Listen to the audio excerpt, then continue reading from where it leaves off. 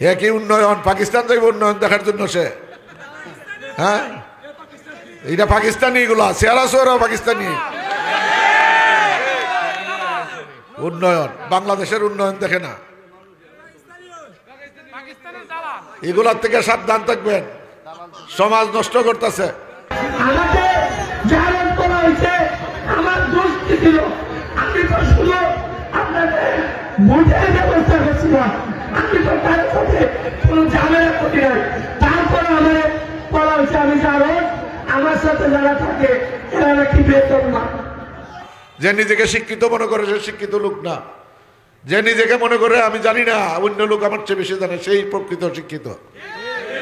আমি নিজে গিয়ে হামসাইমেরা কোন হয়, বাপদাদার নাম নাই, সানমিয়ার বিয়াই শিক্ষিত হয়েছে। এই ধরনের শিক্ষিত বাংলাদেশে অভাব নাই।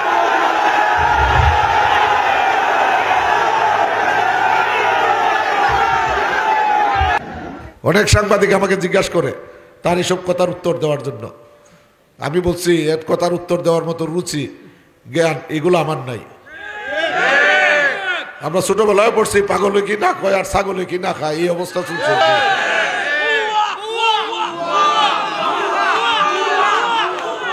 হ্যাঁ, বক্তৃতা দিছে, হ্যাঁ ব্যারিস্টারি করছে লন্ডন গিয়া। একদিন দেখি বক্তৃতা শুনতেছি, তোর মতো কত ব্যারিস্টার রাস্তাঘাটে মানুষের পাড়ার মধ্যে পড়ে গিয়ে দেখ। আজকে 8 জন আসছিল এখানে, বিলাতে লেখাপড়া করে মানুষ সভ্যতা শিখে, খাওয়াইতে হয় কিভাবে, খাবার দাবারও শিখায় এখানে, রাজ ফ্যামিলির সাথে ডিনার করতে হয়, কোন পোশাক কোথায় গিয়ে পড়তে হয় এটাও শিক্ষা দেওয়া হয়। আর সে শিখছে এইসব জিনিস, বাটপারি। হ্যাঁ, হ্যাঁ বলে উন্নতি করব। আমি আর আগেও বলছি কয়েক জায়গায়, আমার বুল্লা কাসিদ মিয়া নামে একজন লোক আছিল, বয়স্ক লোক, হাইকোর্টে তার মামলা, টাকা পয়সা লইয়ে গেছে, উকিল সাহেব দিতে হবে। আমার কাছে গিয়ে দেখা করলো, আমি চাটা খাওয়াই আদর আপ্যায়ন করলাম। পরে কইল যে আমি নামাজ পড়ে আসি, আবার আসবে আমার কাছে। নামাজ পড়ে আসছে, দেখি কাসিদ মিয়া খালি লুঙ্গিটা আছে, কাপড় চোপড় কিচ্ছু নাই। আমি যে গেলাম এই অবস্থা কেন, তাড়াতাড়ি আমার শার্ট কোর্টের চেম্বারে একটা ছিল, এটা দিলাম, এটা পরেন, একটা কোট দিলাম, গায়ে দেন। এই অবস্থা কি জন্য? আমি গেছিলাম নামাজের এখানে, আমাকে একজন ধরছে যে নতুন কাপড় দিবে, সাথে গেছে, যাওয়ার পরে কইছে যে আগের কাপড়টা খুললিয়া আমার হাতে দেও। আগের কাপড়, পকেটের টাকা পয়সা সব খুললিয়া তার হাতে দিছে। দেওয়ার পরে এই লোক গেছে গা, এখন সে খালি লুঙ্গিটা পরে আইছে আর কি। যে মাধবপুরবাসী হেয়ার ফাঁদে বললে, কাসিদ মিয়া তো লুঙ্গি লিয়ে আইছে, আপনাদের লুঙ্গিও থাকতো না, স্টেডিয়াম করবো, আপনাদের দিগম্বর করিয়ার পরে ছাড়বো। এই হলো অবস্থা তার। আমি এগুলা কোনোদিন বলি নাই। আমি একদিনের জন্য নিজেকে মন্ত্রী মনে করি নাই। আমি মন্ত্রীর চেয়ারে বসে যে পরিমাণ সম্মান বোধ করছি, আপনারা জগদীশপুর রাস্তার পাশে দাঁড়াই আপনাদের সাথে যখন কথা বলি, এর কোটি গুণ বেশি সম্মান আমি বোধ করি আপনাদের সামনে। আমি 5 বছর মন্ত্রিত্ব করছি, 5 বছর এমপি হিসাবে কাজ করছি। 5 টাকার কোনো বেনিফিট আমি এগুলার থেকে নেই নাই, 5 টাকারও না, কেউ বলতে পারবেন না। আমি ইমান আমানের সাথে কাজ করার চেষ্টা করছি, আপনাদের সেবা দিছি, আমার বাপ সেবা দিয়ে গেছে, আমিও সেবা দিতেছি। আপনারা যে ভালোবাসা দিচ্ছেন, এই ভালোবাসার ঋণ আমি কোনোদিন শোধ করতে পারবো না।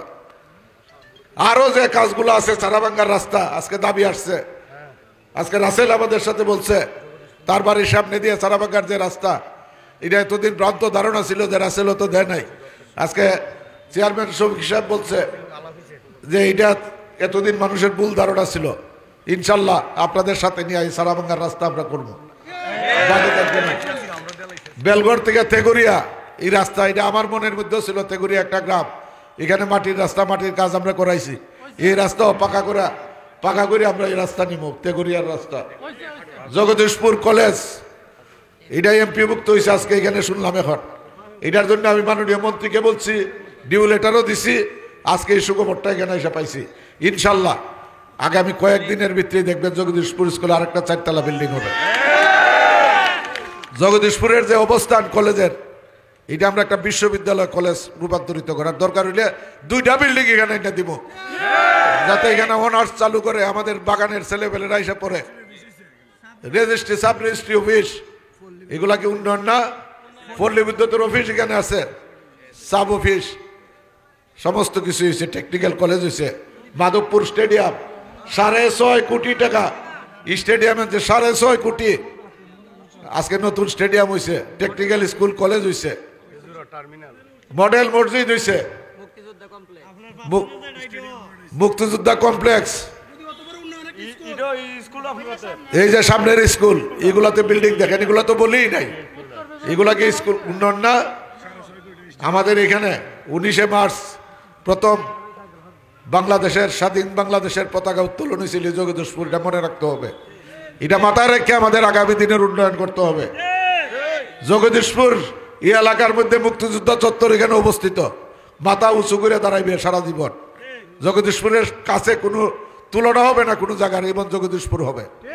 আজকে হাইওয়ের মধ্যে কত বড় ইয়ে হইতেছে, এখানে টার্মিনাল হচ্ছে, ঢাকা থেকে যারা আসবে এখানে রেস্ট নিতে পারবে, রেস্ট নিবে বেজুরাতে।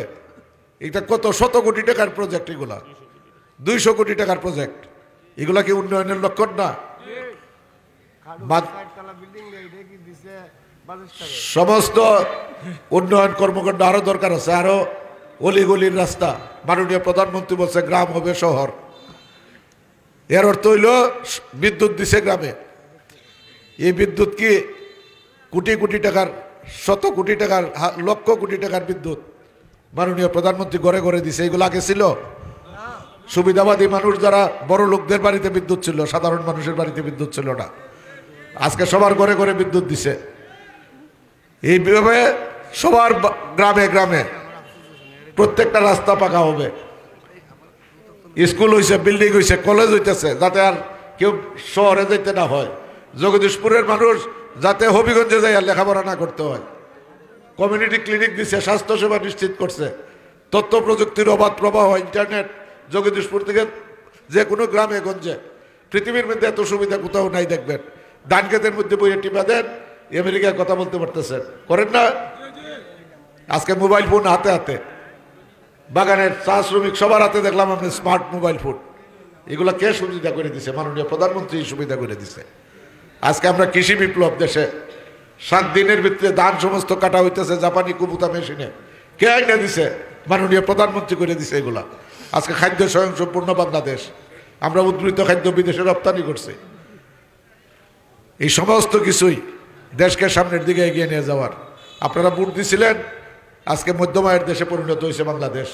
যে ডিজিটাল বাংলাদেশ বলছিলেন মাননীয় প্রধানমন্ত্রী, ডিজিটাল বাংলাদেশ তৈরি করছে। নির্বাচনের যে প্রতিশ্রুতি বাস্তবায়ন করছে। এখন যে স্মার্ট বাংলাদেশ করার, আগামী দিনে মাননীয় প্রধানমন্ত্রীকে আমাদের রাষ্ট্রীয় ক্ষমতায় নিতে হবে। উনি ক্ষমতা মনে করে না, উনি বলে আমি প্রধানমন্ত্রী না, শাসক না, আমি সেবক, আপনাদেরকে সেই সেবা দিতেছে। তারই নেতৃত্বে আমরাও আমাদের অবস্থান থেকে মানুষকে সেবা দেওয়ার চেষ্টা করছি। এর মধ্যে যদি কোনো ভুল ভ্রান্তি মনে করেন, কেউ মনে কষ্টের কারণ হয়ে থাকেন, জানা মতে কোনো লোকের কষ্টের দেই নাই, সম্মান দিছি, ইজ্জত দিছি মানুষকে। আমার বাপও ইজ্জত দিছে, সম্মান দিছে। যে নিজেকে সম্মানী মনে করে সে সম্মানী লোক না, যে নিজেকে শিক্ষিত মনে করে সে শিক্ষিত লোক না, যে নিজেকে মনে করে আমি জানি না, অন্য লোক আমার চেয়ে বেশি